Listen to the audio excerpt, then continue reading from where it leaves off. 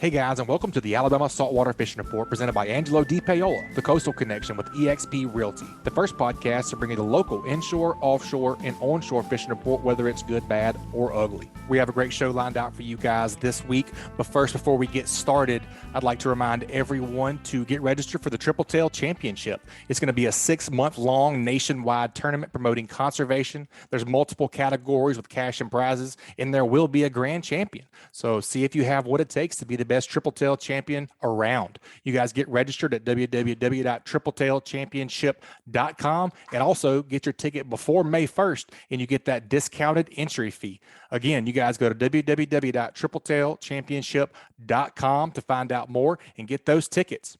But first, let's hear who's making the show possible this week. Let's hear from a few of our great sponsors. This week's Alabama Saltwater Fishing Report is brought to you by Sportsman's Marine. Sportsman's Marine has an extensive tackle selection of anything that local anglers need for saltwater and freshwater fishing, as well as boating accessories. They have the largest selection of the slick lure in Mobile and Baldwin County. They have Atco, Pelagic, and Saltwater Fanatics apparel along with other local brands. Go check out their Edgewater, Wellcraft, and Vexus lines of boats. They offer engine services with 5-star Yamaha and Mercury mechanics. And also brought to you by Hilton's Offshore Charts. The days of heading out and blindly looking for good fishing areas are pretty much over. Don't waste time and money on fuel searching for fish. You need the most recent, highest resolution images to not only know where to go, but where not to go. The knowledge provided by today's technology is critical when planning an offshore fishing trip. Make the choice that professional captains all over the Gulf make and choose Hilton's Real-Time Navigator. The easy-to-use interface and excellent customer service will have you on the fish every time you go. Check them out at hiltonsoffshore.com.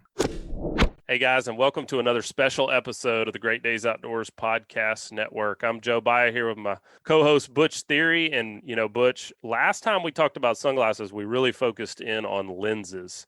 That was a really great show. If you didn't get a chance to listen to that, go back and listen to that show on choosing the best polarized sunglass lenses, because you're going to learn a lot about light transmission. You're going to learn a lot about colors. You're going to learn a lot about mirror finishes. But ultimately, it's going to help you just make an easy decision on what's the best for you. Well, more importantly, it's going to tell you how to catch more fish. Yeah, absolutely. I mean, it's going to help you in choosing a pair of sunglasses that's really going to help you catch more fish. There's no doubt about that. But see more, catch more, period. There's more that goes into sunglasses than just the lenses. There's a lot of questions out there, and today we are going to answer them all. Yep, Joe, I'm really looking forward to today's show, man. I mean, you and I have been fishing pretty much our whole lives. And, sunglasses are super duper vital. I mean, you have to have them before you go out on a day on the water, or I have to have them to walk outside to my truck nowadays, but very important. And I've never really got down in the weeds with them. So I've really been enjoying these Bajio interviews. I mean, really, usually it's just, okay, these are semi-comfortable and the lenses are okay. Yeah. But why? I mean, I really enjoy. Sweet. I look super fly. Yeah, so fly. Let me get this pair. Really, it was just because I look super fly. I really didn't even care about the lenses back then. I mean, so it's I really enjoyed these interviews and like why can we see more? And if you see more fish, you're going to catch more fish typically. Yeah, well, typically, unless it's you, and then you just see them. But yeah, not that great of a fisherman. But I digress. Joining us today from Bajio Sunglasses, we got Al, Renato, and Deni. Well, guys, take a minute before we jump into the show today. Tell us a little bit about your role. Al, we've had you on in the past, and I did a great job breaking down polarized lenses and lens colors. I love that show. We got a lot of great feedback on that show from folks. You took a really what seems like a complicated topic and made it really simple. But start off, Al, tell us about, your role at Bajio, how Bajio started, and then we'll want to hear from the rest of you guys as well. Yeah, for sure. I'm a founder and CEO of Bajio, and we have been in the market now for almost a year, which is hard to believe. Time has flown by. But we make sunglasses primarily for the fishing community. And so they're very intentionally built. So that our frames, our lens technology, all helps people see fish better and be comfortable all day long. Because when you're fishing, you're out in the sun, you're on a boat all day long for hours and hours.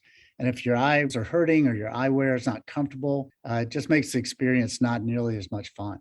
We're also, besides making performance-based sunglasses, everything we do is sustainable. We're really proud of that. So our frames are 65% plant-based material. All of our packaging is recycled. Everything we do in the operation is, we strive to be carbon neutral, and we're carbon neutral from inception. And then we have a purpose. So we're very much engaged in helping the oceans get healthier. And our focus is on that strip that's really close to the land called the saltwater flats. And it's the nursery, the estuary for the ocean. Super important to the future health of the oceans. So we're doing a lot of things to engage in the fight to keep those parts of the ocean healthy. That's very cool, man. I love y'all's mission, and y'all are making some really great, innovative products as well. Renato, tell us about what you do there at Bajio.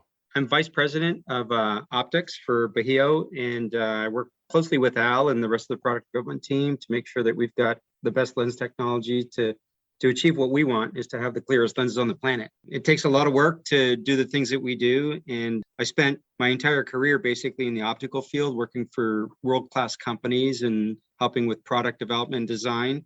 And it wasn't really primarily with sunglass lenses. It was really on the prescription side. But having worked having moved to Florida almost a decade ago, got me into the sun side of the business and started working on sunglass lens technology then. And more recently, joining up with Al and the team, we talked about what we could do to really achieve better light filtration with lens technology, because we had the prescription part dialed in, and Al really wanted to make sure we had the best lenses on the market. And I think when we talk about it, you'll find that we did actually achieve that, and there's a lot of science behind it, and it's what gives us that competitive edge. I'm looking forward to talking about that. I'm definitely a tech nerd. I like to know, what I'm buying. I really like to know why I'm getting what I'm getting, why it's built the way it's built. Denny, round it out and tell us about your role there. Director of product, or hard goods of product, primarily frames at Bajio. And I've known Al for years now, and Renato as well. We've overlapped in our careers, but my background is industrial design, product design, with over 20 years of experience, from military to a lot of sporting goods, housewares, automotive, and about 20 years of eyewear and optical, from military goggles all the way to the top brands of sports frames and performance frames. So we're going to be able to talk really about every aspect of sunglasses. Sounds like we got today. it all covered. Yeah, frames, lenses. I mean, why they're built the way they're built, and what the value is when we actually get out on the water. That's the hard part a lot of times to translate, is we can talk big technical terms, but what we really want to know is, how's this going to help me catch more fish?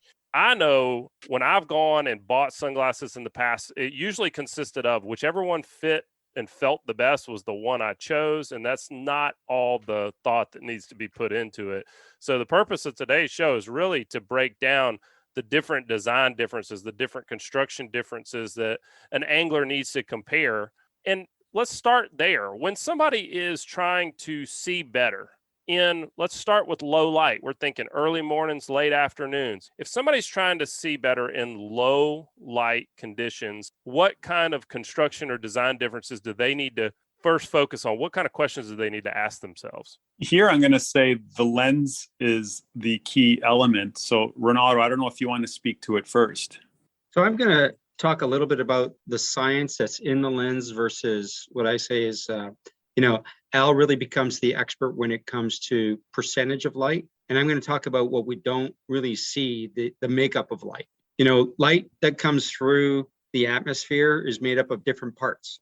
So we're all familiar with UV light. We hear it all the time. You want to protect yourself from UV. We put sunscreen on, it doesn't burn our skin. Then there's that other part of light that we call visible light. And light is measured by wavelengths. So if you really think about measuring light and how it looks, it's kind of like if you drop a pebble in water and the ripples close to the pebble are very close together and very distinct. You can see them.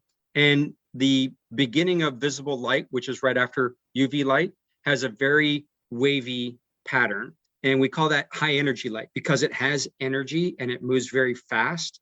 And when it hits something or passes through something, it breaks up, it scatters. And that's why the sky is blue, because the first color is blue light. We call it high energy blue. So that comes through the atmosphere, even when it's not sunny, right? So it's passing through, it passes into our eye. And when it gets into our eye, it causes a little bit of interruption with clarity and it causes haze.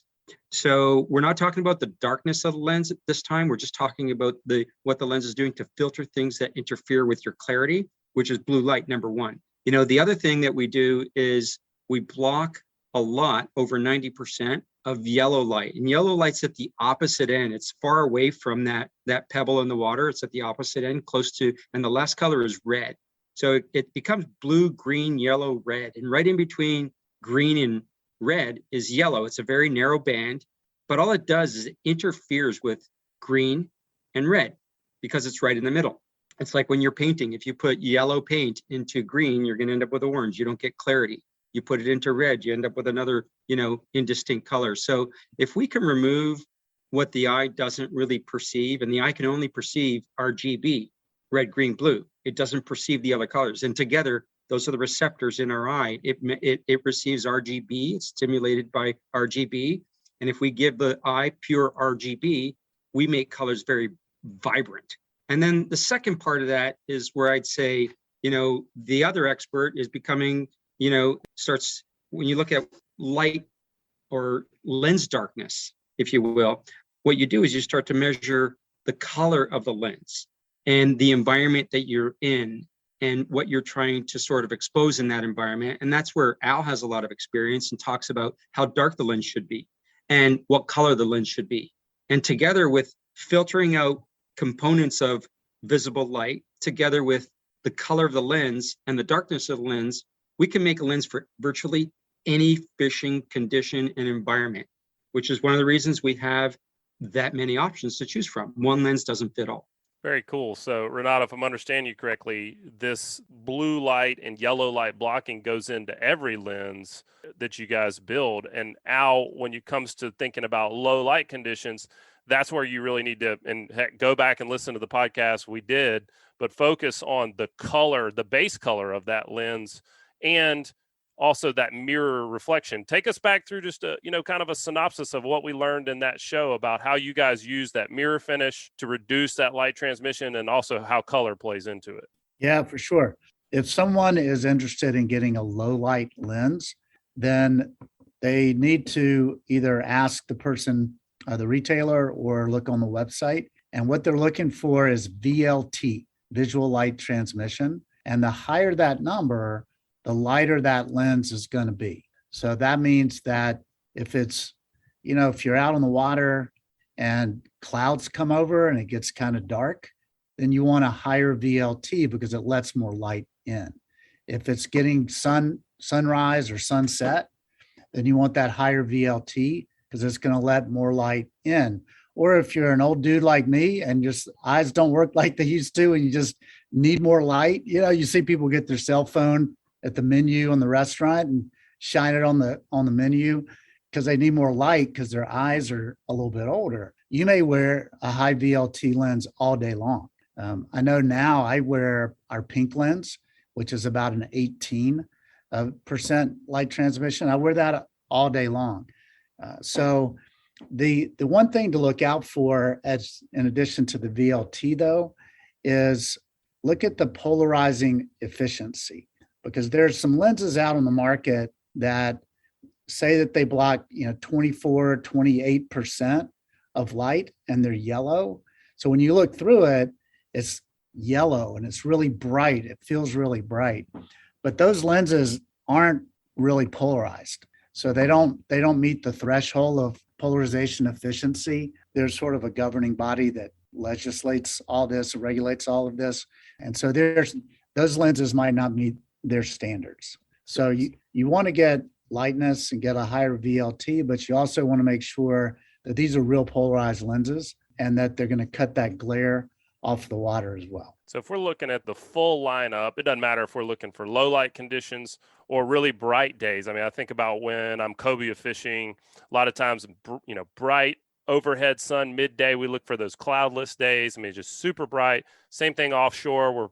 We're fishing a rip, fishing blue water. I mean, just a ton of sun. I'm going to want a darker lens there. So I'm going to look for something that has a lower VLT versus if I'm an inshore guy, I'm fishing on the flats and I'm sight fishing, doing those kind of things. I'm going to look for something that's a higher VLT. And we want to make sure if any lens we're comparing, we want to make sure that it's blocking blue light, blocking yellow light, and also meets the polarizing efficiency levels you're talking about? Because there are lenses out there that are saying they're polarized, but they really aren't. Is that what I'm hearing?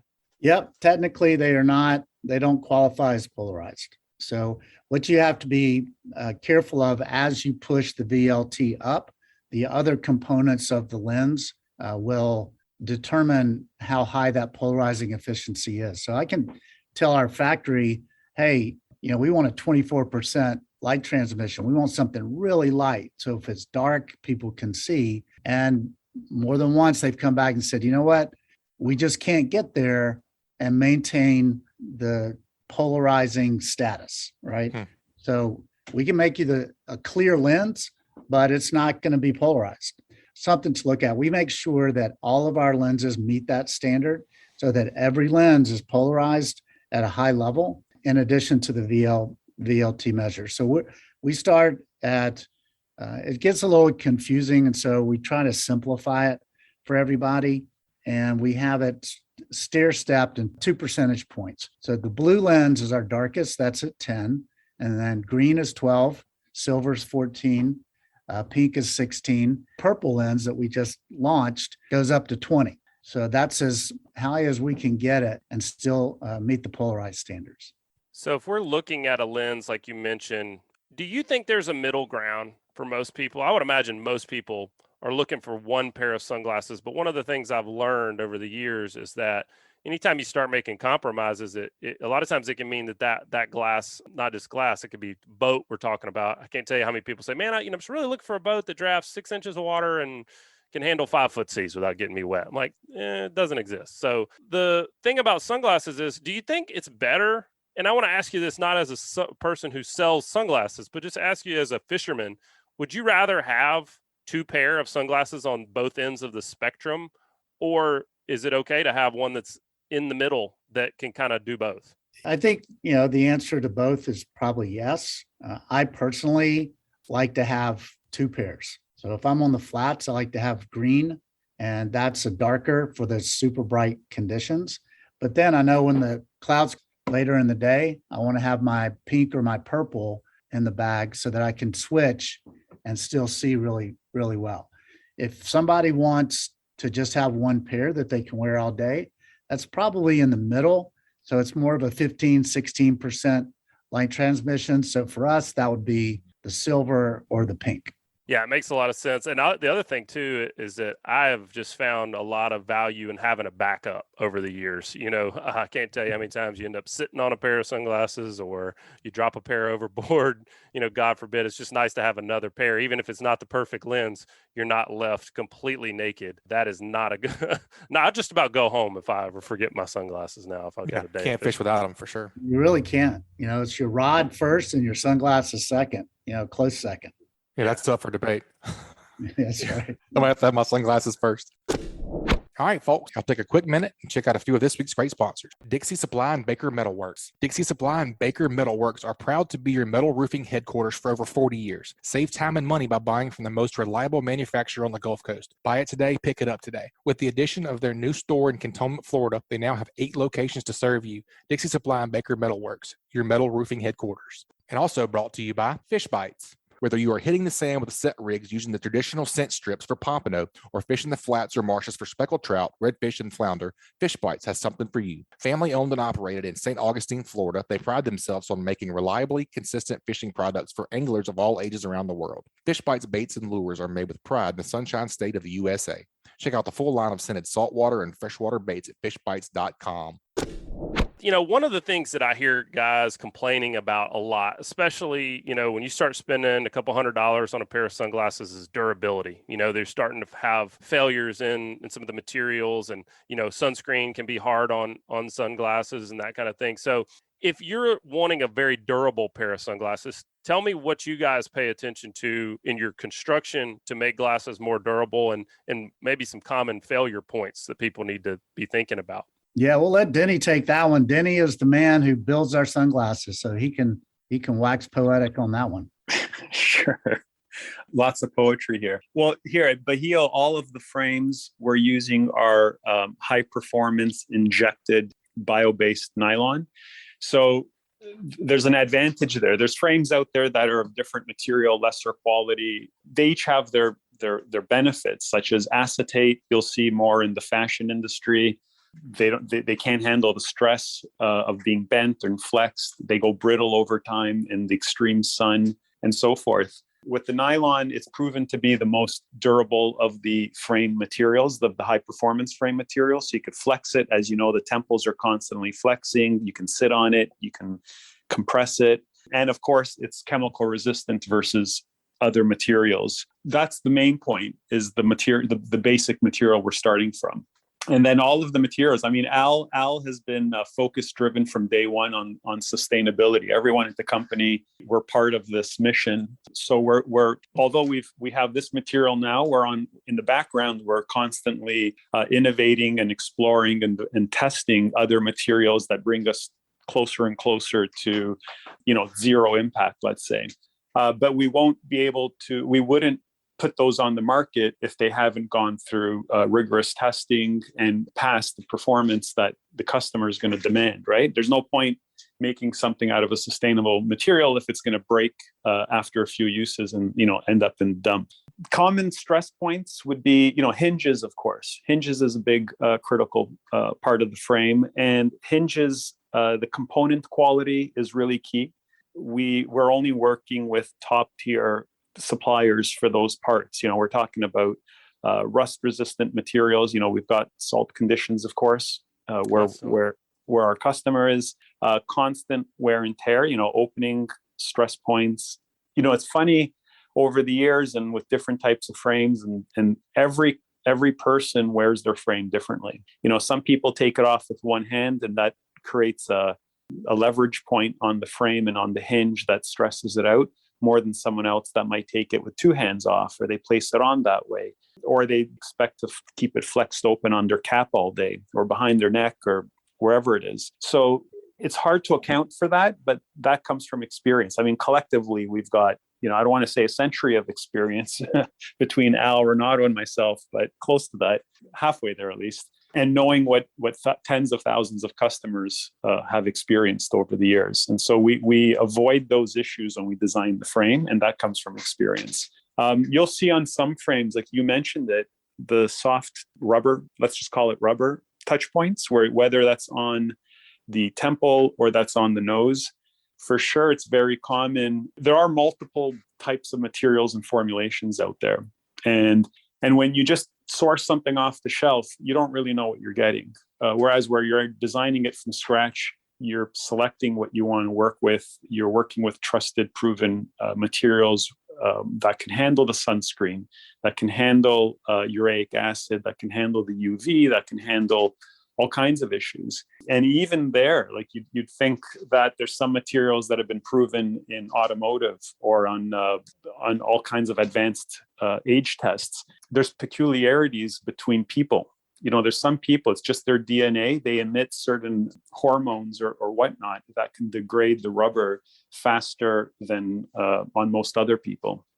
And that's just something you don't know unless you've been there, done that. And so you have to account for that. Everything we're working with, we understand. I would say our customer bases, our fan bases, they're some of the harshest conditions, right? The highest level of UV, salt, and so forth, that you're just not going to get in other parts of the country. Which I think I may be one of those people. My wife's always talking about my pheromones. She's saying, my pheromones are just really strong. Maybe that's why my sunglasses have been having issues. I don't know. That doesn't lead to a not tonight, honey discussion, is it? That's right. Always. Oh man, that's great stuff about the. Yeah, that's right. Go fishing, son. About the durability of the frame. Renato, let's talk about the lens durability as well. I know I love like Al was talking about. He likes the pink lenses. I like to call them drum instead of pink. Yeah, it's not pink, Al. That's right. But I love those lenses. So walk us through some of the construction about the lens durability.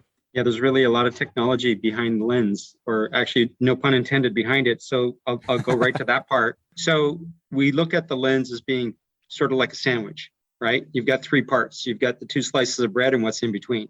So that's how our lenses are sort of made up. It's made up in these different components, and then we can do things to each component to try to increase the durability for the overall lens when it's all put together.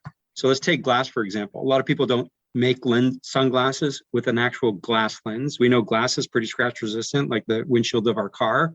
If we have plastic windshields, we probably know that they're going to scratch pretty easily. So you get this really intense durability or high durability with glass because it doesn't scratch.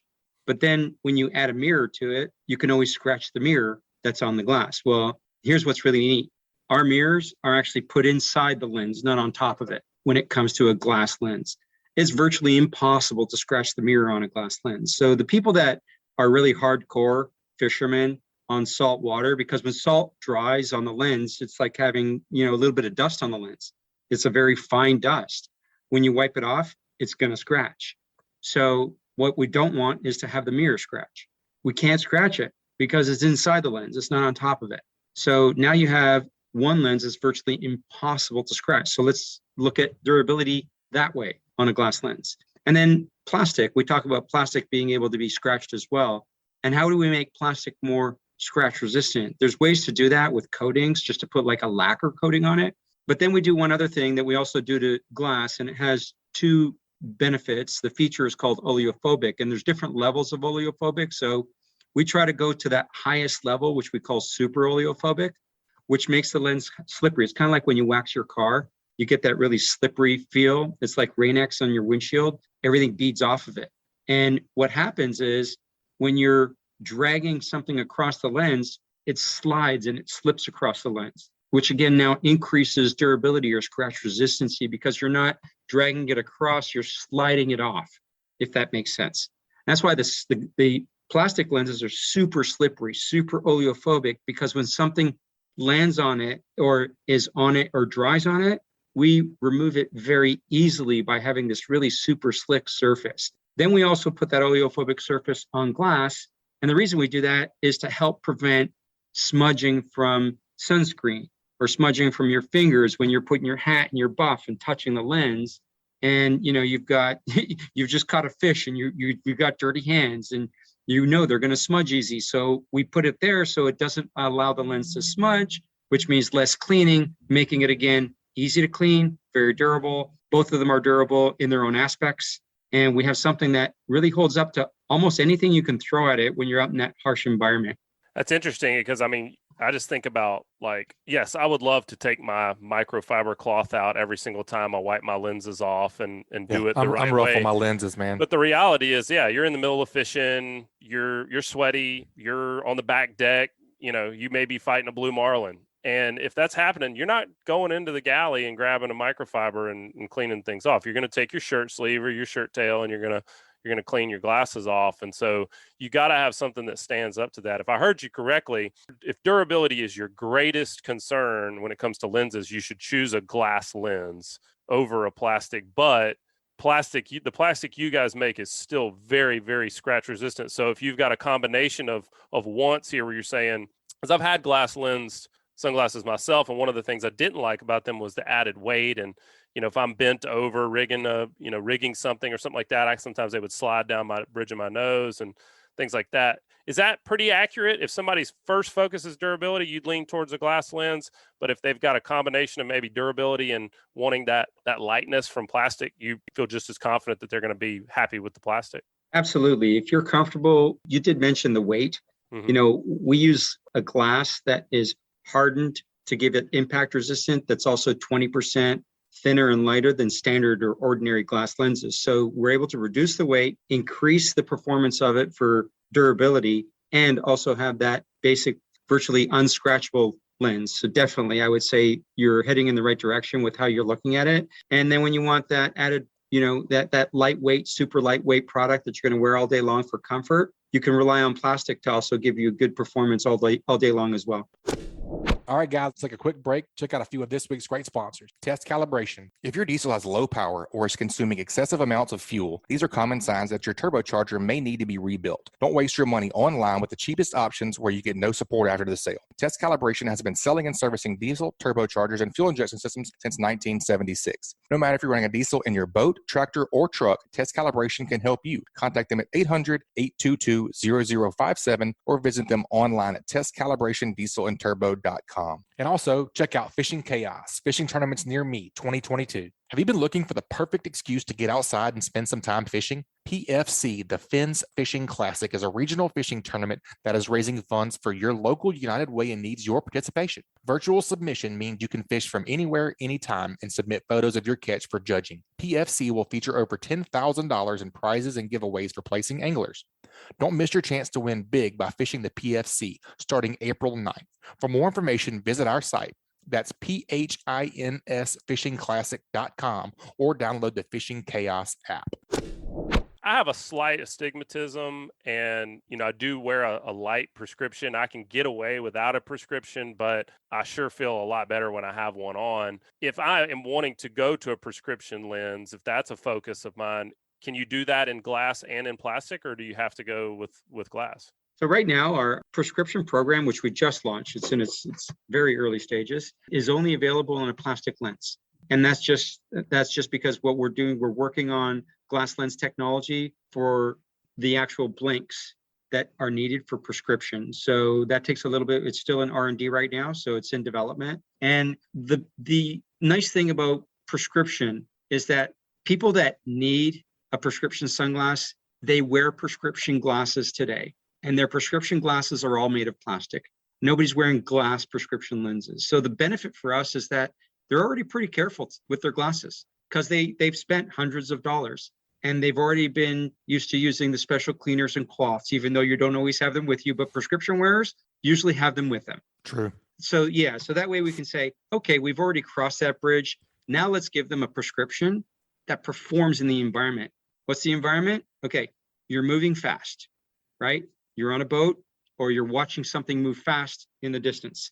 And if you're on a boat, you're moving up and down. You're not just moving across. So when you move up and down, you go to the top of the lens, to the bottom of the lens, you go to the far outside of the lens. And unlike your prescription glasses that you're wearing indoors, they wrap around your face a little bit more. It's got more curvature. When you take all these things up, down, side to side, and change the curve of the lens, if you just take a piece of plastic and you curve it and look through it, the optics change. It bends light.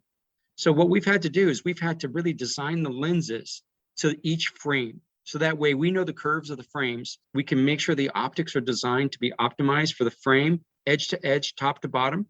So you can see things clearly when we know you're going to gaze 20 to 30 degrees off when you're trying to sight fish, right? You're not always turning your head, you're just moving your eyes. So we understand that fisherman, what they're doing. We know the angler is going to be in a fast-paced environment at times, moving around, moving their eyes around a lot. And we make sure the optics are matched to that point of the lens with that type of frame with the right curvature.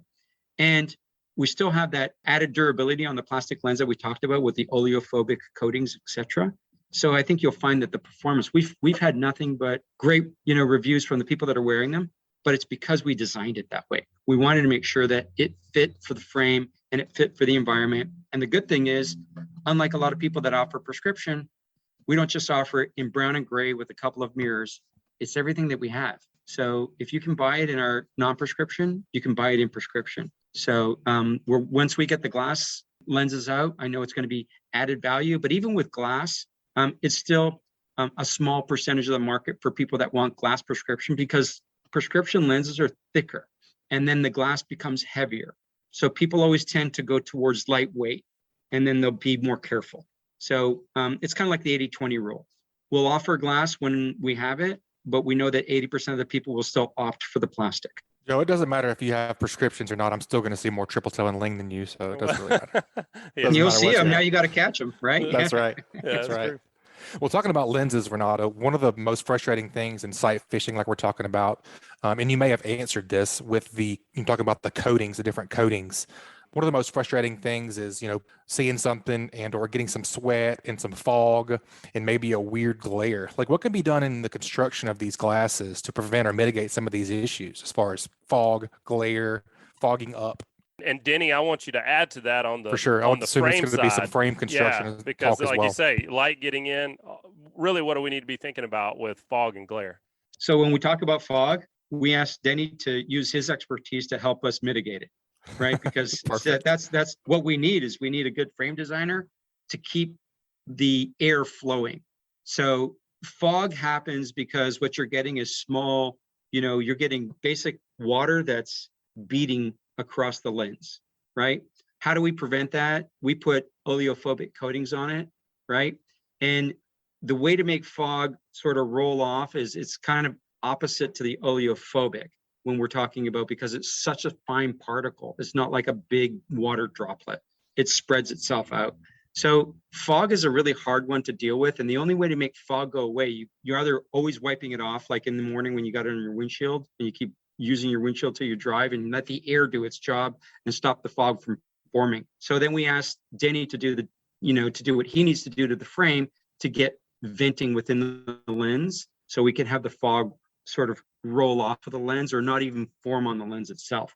It's one of the hardest things. And if you use an anti-fog treatment or a spray, what you end up doing is making the lens sticky. So nothing can, it's almost like it's hard for the fog particles to stick to it. It's almost like an oxymoron. You're making the lens sticky, but when that happens, fog won't bead on the lens. But the problem is now the smudges will start to appear and it becomes harder to clean the lens. So it's hard for us to do, have oleophobic and anti-fog at the same time, right? We have to choose which one we want the most.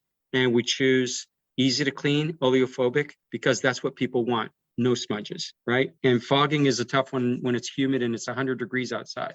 So Deni comes up with a solution on that one and he's done a great job. There's a lot of factors to add to that as well. Like there is no 100% fog-free design, whether it's a lens or a frame.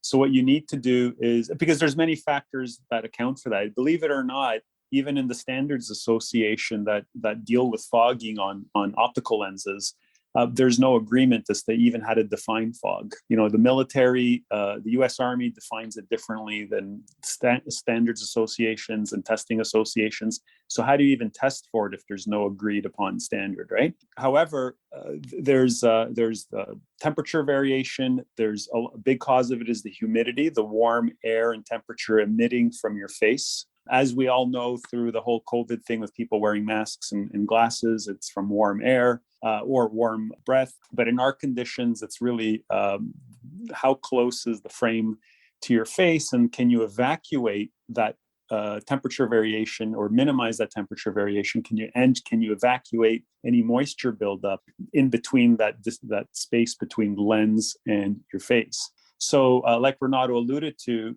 avoiding that situation, avoiding that buildup is the first thing you do, your first layer of defense when it comes to the frame design.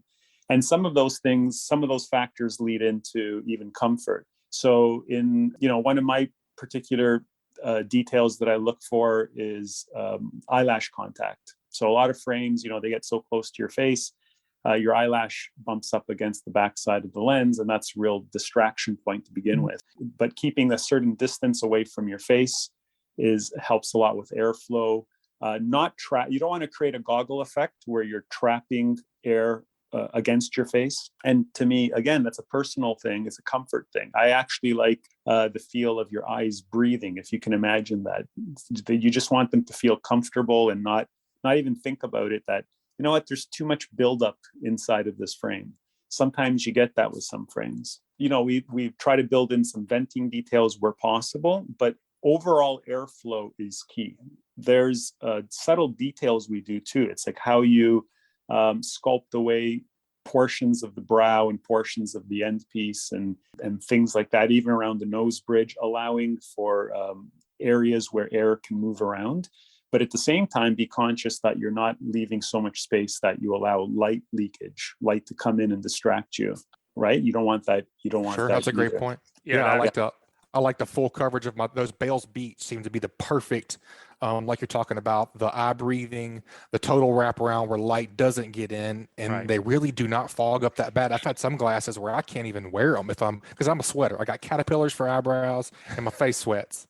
So it's a real problem for me whenever I'm sight fishing. But those Bales Beats, man, they really they're pretty awesome. Yeah. And so, Deni, on that note, like what Butch is talking about, I mean, again, the way we came to that frame was just by putting them on. Obviously, you guys are trying to do what you can in the design to make sure that these frames are going to allow venting and allow that air to flow through. Is there any substitute for that? I mean, can a person really pick a pair of sunglasses without putting them on? No way. I'm glad to hear you say it. I mean, Oh, so what do you mean by that? You mean like they can pick the frame just by looking through the case and say that's the one I want and it's going to be perfect? I mean, is this something that somebody can really online shop for, or are they going to need to go to a retail location where they can put these different frames on, try them out, and figure out? Because one part is comfort, like you said. Comfort's important, of course. Looks are important. Everybody may say they don't care, but they do.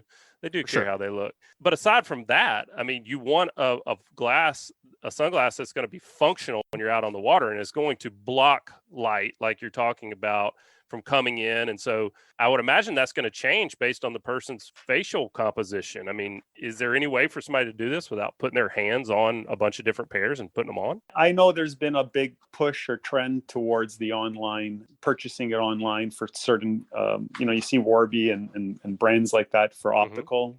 But you got to also look at the return rate of and that tells you everything. And the fact that there's bricks and mortar stores opened up after that business model is launched. It just proves that the customer needs to try it on. The person needs to try it on.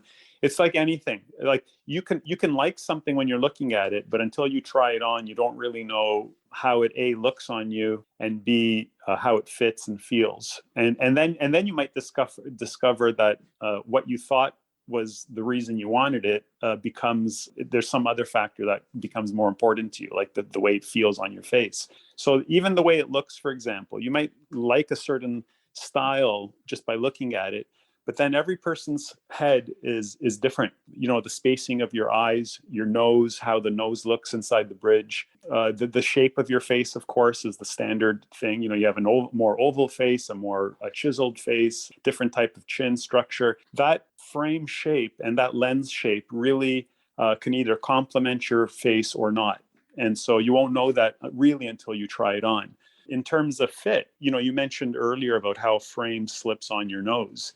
So that really getting that comfort of that bridge and then thinking about, okay, well, it felt great for the 3 seconds I had it on my face. But when you're trying on that frame, if you could wear it for a minute or two and move around and shake your head, that'll give you a better idea of what it's really going to be like once you own it. The temples, how do they feel behind the head? A frame might say it's a large fit, for example, or an extra large fit. But that doesn't necessarily mean it's going to be true to your head. Everyone's head is different. You might be wider at the center, at the temples, near the sides of your head than other people, like a torpedo shape or a football shape. Other people are wider up front, or they have a flatter face at the front, a lower bridge. And how all those factors play in, it's one of those things. It's like a custom suit.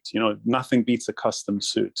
Yeah, it makes a lot of sense. And I think about over the years of fishing, I tend to get, my fatigue points tend to be behind my ears, the tops of my ears, my hat pushing down on the arms of my sunglasses. I don't really get too bad of fatigue there on the bridge of the nose, but I've heard a lot of people complain about those kind of things. So when you're trying on that pair of sunglasses and you're going through that, you're just saying, pay attention to some of those pressure points. And if you feel something in the minute that you've got them on, you may want to pick up another frame and go ahead and do the same thing, because be you amplified shouldn't in feel hours. much. Yeah, if you're out 8 hours, it's going to just amplify from there.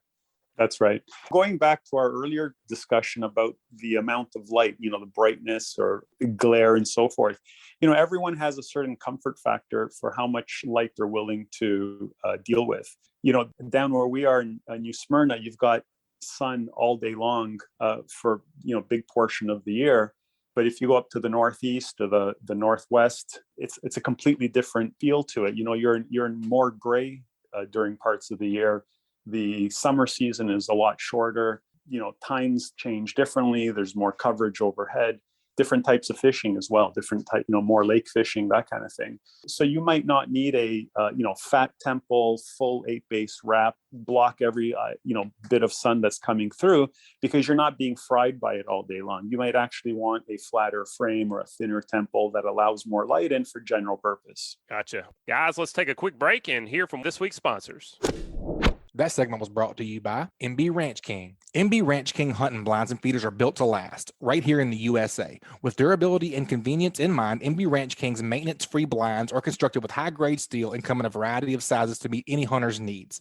They offer high-quality, easy-to-use corn and protein feeders that can be filled with both feet on the ground. Call Kevin today for more info or a quote at 205-807-2937. MB Ranch King, built in the pursuit of perfection. And also brought to you by Bucks Island. They have new pontoon boats, bass boats, bow riders, and aluminum boats for sale. They provide boat service on all kinds of boats, even if they weren't purchased from Bucks. Visit them at 4500 Highway 77 in Southside, Alabama, or give them a call at 256-442-2588. Well, Al, this next question's for you. When we look at sunglasses, we can go to Walmart and get a $20 pair, or we can go and buy, the cost just goes up from there. So when we start paying a couple $100 for a pair of sunglasses, what are we really paying for? How is that going to translate into value as we own those sunglasses over the lifetime of that pair? And speaking of lifetime of the pair, what happens if we break a pair? Well, I think what you're paying for is the knowledge and experience of guys like Deni and Renato. Yeah. And so not all cars are the same. So a BMW or Mercedes, the engineering of that, the design of that is pretty sophisticated, and that's what you're paying for. So it's the same with sunglasses. And there's a lot of companies that just grab a pair off the shelf that the factory is already made for 5 other people. And, they're just made to be as inexpensive as possible, but not all the thought and engineering goes into it. So the other part is just the quality of the construction, the manufacturing.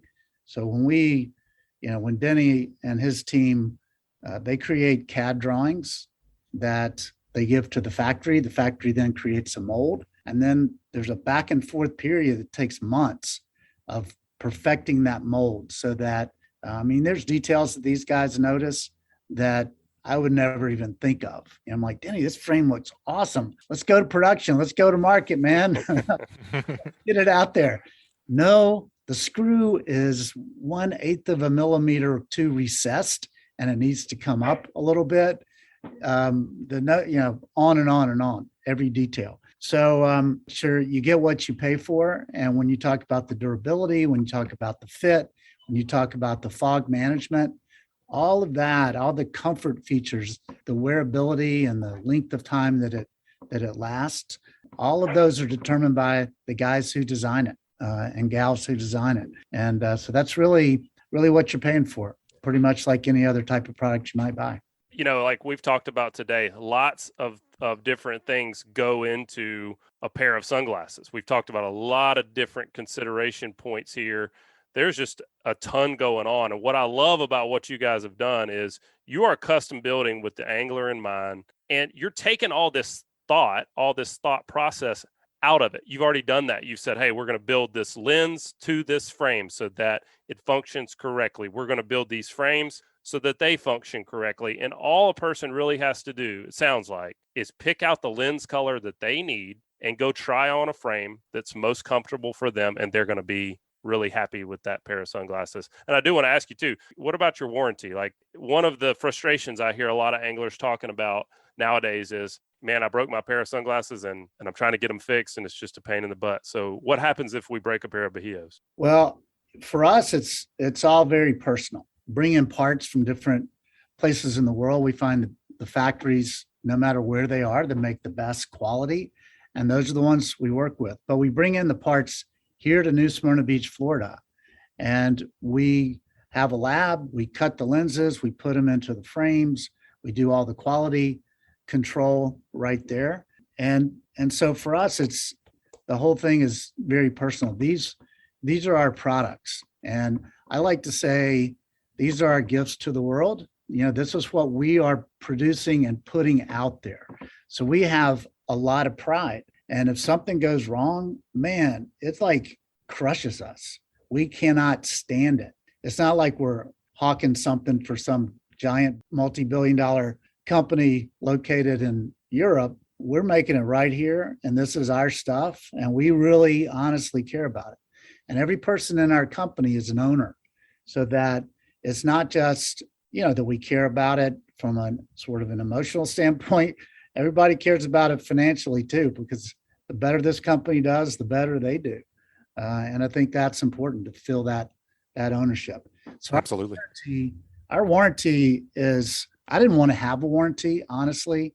I just wanted to say, look, if something goes wrong, we're going to take care of you.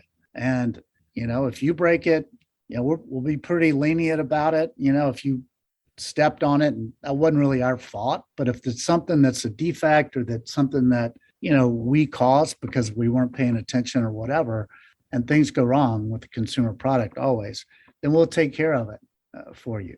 Our lawyers said that if you don't define your warranty, that it will be defined for you by the courts. So we have to write down what our policy was, but the way that it's executed is very much on the side of the consumer.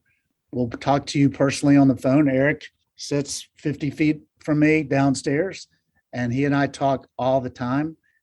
We look for things that may be going wrong out there that we're not aware of, trends. Then we dive in and fix it. And it's like, if Eric here talks to somebody on the phone and they're having an issue or problem, then he walks back to the lab, and talks to Chris or Aaron or anybody back there and says, hey guys, this is what I'm hearing. What do you think? And they'll look at it, examine it, make adjustments if necessary to the machinery. So is that kind of like whole company commitment to the quality and to the service to take care of our customers? That's really our warranty. That's kind of how we're rolling. It's awesome. That's how it should be. And I guess most of the time it always points back to Deni. Like it's that eighth of a millimeter. Like hey. It's Deni's fault.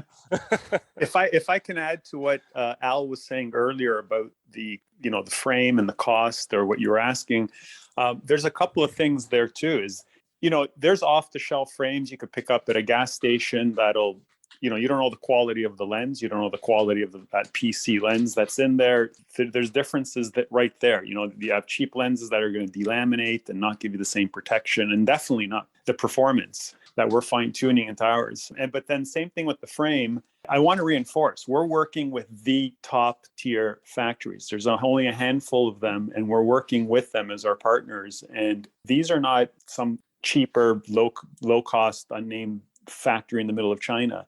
These are top tier professional factories. This is all they do. They're audited. They meet all the best standards for workplace and so forth. And on top of that, we're pushing them, and they've pushed themselves to invest in sustainable practices. There's one factory in Italy, everything's electric. They shuttle between their two facilities with electric cars. Everything is solar panels. They recycle all their water, and they're working, and they're already net neutral for CO2. So that's the type of factory we're working with. Same thing with our components. Our hinges are top tier hinges, not again some swept up recycled metal off the shop floor.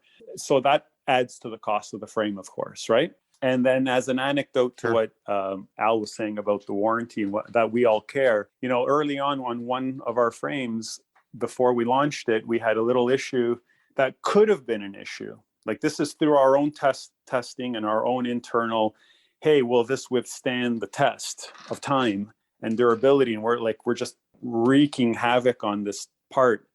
And we're like, that bit of uncertainty led us to scrap an $8,000 tool and rebuild it. Wow. Yeah. And like you said, I mean, it's about putting out something that you're proud of, and you got your name on it. We know who to call if it we're not if perfect, it breaks. And we're certainly no product is perfect. We can't account for what's going to happen in the future, of course, but it's this quest to make sure we keep putting out there the best that we can right now and keep improving it as time goes on. Right. So just to sort of add on to what Al was talking about with regards to warranty, and we'll take care of the customer when something goes wrong, and it was our mistake, if you will, or a product that didn't perform. What's really nice about when you spend that kind of money on a pair of sunglasses that have all the best components is that we have all those components in-house, and we build the sunglasses here in New Smyrna Beach, Florida. So the majority of people that send product back are sending them back because of something that happened where they broke them. You snag a lure, you pull back, it comes back, hits you in the lens, it cracks the lens, they send it back. We replace it for almost a third of the cost of the original cost of the sunglasses. So it's like having a copay on your sunglasses with our repair department, and we get them back out on the water, in a very reasonable amount of time, with about a week. And, that's a great service for when you have something that is going to last you for years that you can continue to send it back when something happens to it, if it breaks, and we get you back in business. So our repair department does an amazing job, and the turnaround time is very quick, and we have everything that we need right here in New Smyrna Beach. Yeah, it's very cool what you guys are doing. I can tell you, you not only are putting a lot of thought into the sunglasses that you're building, but you're also putting a lot of thought into your business model and how your people are treated and how you're treating your customers. And that's refreshing from what a lot of anglers have seen in the sunglass industry. I'm excited to see what you guys come out with next. Now, that being said, like we talked about, there's no substitute for going out and putting on a pair of glasses and making sure they fit you right. So if people want to take a look at the website, get a feel for the different VLT where they need to end up and choose a lens color, a mirror finish where they need to be, and then go step out into a store and try on a pair, where can they go to check out those lenses and those colors? And then where can they find the closest dealer? Well, the best way that our retailers, the most effective way that they sell Bajios is they give them a pair of a couple of our competitors and they give them a pair of ours and just say, walk out into the parking lot, put them on outside in the sun and see which ones you like. And almost every time they are blown away by our frames and it's like a wow moment. These are the clearest lenses I've ever worn. Those retailers are, at this point, it's growing. We've probably got 550 to 600 retailers already. They are anxious to work with a company that's like ours more than anything. And they are located we have some in all 50 states at this point in 14 different countries. We have the most concentration in Florida and in the Southeast. So from Texas to Florida to North Carolina. But they can look on our dealer locator on our website and type in their zip code, and they'll be able to find a dealer as close to them as possible. All right, guys, that wraps up another great segment. You'll take a quick minute and check out a few of this week's great sponsors. That segment was brought to you by Boater's List. Boater's List is your new reliable and fast resource designed to link everyone to everything on the water. If you own or run a boat, you know how difficult it can be to find the right company for the task at hand. Boater's List makes it easy to find the service that you are looking for. Locate anything from fuel docks to service repairs or rentals of large yachts, even down to paddle boards and all things in between. BoatersList.com will always strive to make it better on the water. And also, Sam's Stop and Shop. Sam's Stop and Shop is your one-stop shop located at 27122 Canal Road in Orange Beach. Sam's has a little bit of everything, including a deli, inshore, offshore, and surf fishing tackle. They also have bait, clothing, groceries, name brand sunglasses, and so much more. Sam's also has tackle experts and podcast contributors Chris Becce and Dusty Hayes on hand to answer any questions you may have about any type of local fishing and can also repair your rods and reels if necessary. Stop by and shop or call them at 251-981-4245 today. Man, Joe, it was really good to talk to those guys. You can just tell that they're super passionate and super knowledgeable about what they do. We got to do kind of a what did you learn, man, like we always do. What'd you pick up from that interview? I had all these questions planned out that I wanted to talk about, on different technical aspects of sunglasses. I really wanted to be able to hone in on different decisions about frames and different decisions about lenses and different decisions about materials. And we did all of that. And in doing all of that, what I learned is that these guys are starting out with a passion of an angler, wanting to give people better visibility while they're fishing. Then they're taking decades and decades and decades of technical knowledge of optics and materials that come from inside and outside the sunglass industry. And what they're doing is they're taking all the guesswork out of it for you, so that all you've really got to do is just grab the lens that you want. Go back and listen to that podcast we did with Al on the lens and pick the color that makes sense for you, or pick the colors that make sense for the way you fish. And then just go try on several different frames and pick the one that's most comfortable.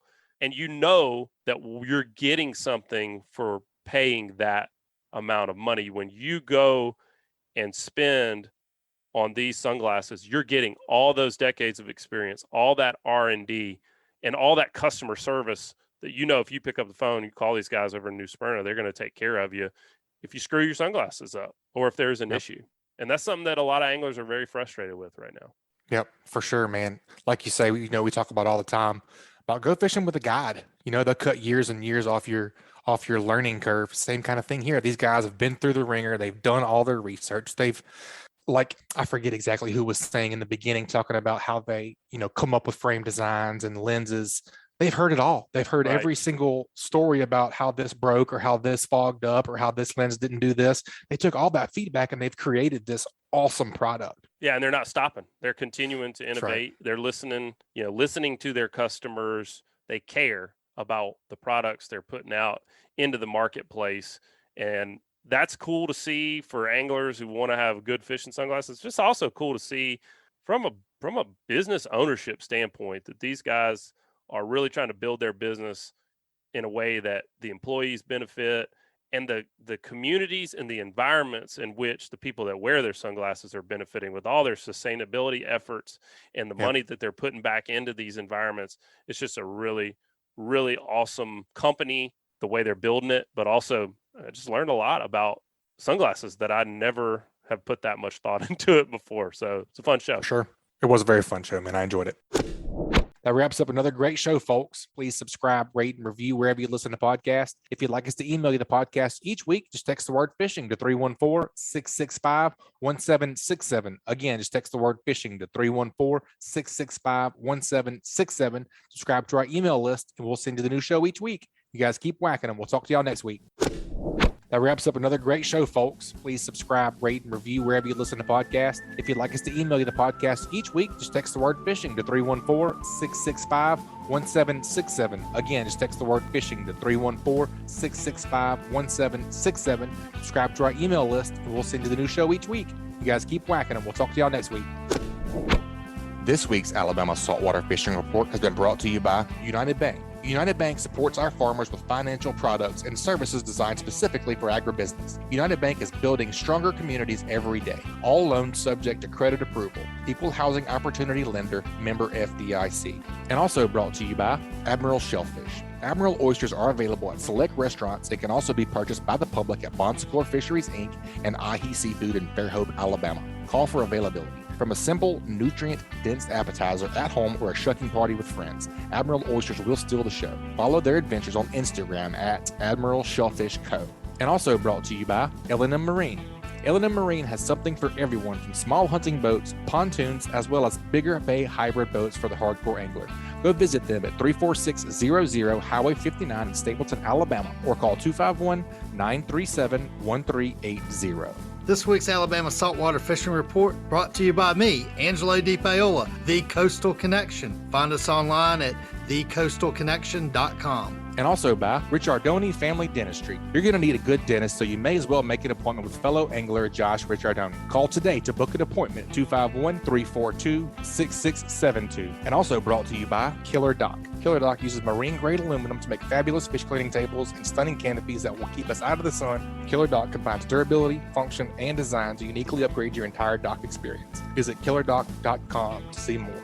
And also by CCA Alabama. Catch a tagged redfish this summer and win a 2022 Nautic Star 215 bay boat with a Yamaha 150 horsepower motor and aluminum trailer package worth over $65,000 in the inaugural CCA Alabama Star Tournament. Sign up now at joincca.org/star tournament. And also brought to you by Foster Contracting, the fortified roofing professionals at Fortified Roofing Pros. With them, you're making the smart choice. Check them out at fortifiedroofingpros.com or call them at 251-447-2978. Also brought to you by the Alabama Marine Resources Division. The Alabama Marine Resources Division reminds all recreational anglers that gray triggerfish, greater amberjack, or red snapper must be reported through Snapper Check prior to landing the fish in Alabama. For more information about Snapper Check, please visit outdooralabama.com. And also by Photonus Defense. Photonus Defense PD Pro Ultralight Ultra Compact Night Vision Systems. Simply the best in class night vision systems ever built. Contact them at photonusdefense.com to learn more. Photonus Defense, Masters of Darkness.